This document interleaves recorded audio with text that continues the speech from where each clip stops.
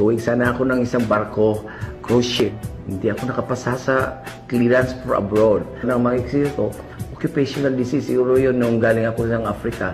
Company physician sa US military base sa Africa, siguro doon ko nakuha. So may naka-lesion sa lungs ko. And refer ko sa doktor, sa pulmonologist, trained in the US, growing lesion, para bang may bukulo sa lungs ko. Sabi ko, okay lang, kaya ko yan. Pero hindi po pala kaya, parang gusto ko tumalon doon sa dagat na umuwi ako from Cebu. Then a friend of mine, nakita ko, he introduced me about this agaricus.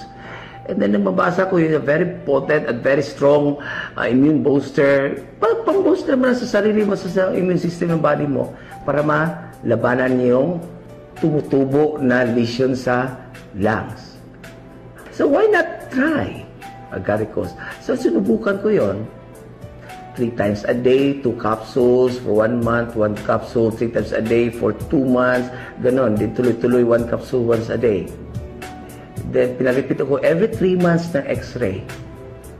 For the first 3 months, ganun pa rin. Next 3 months, ayun, nagulat si doktor.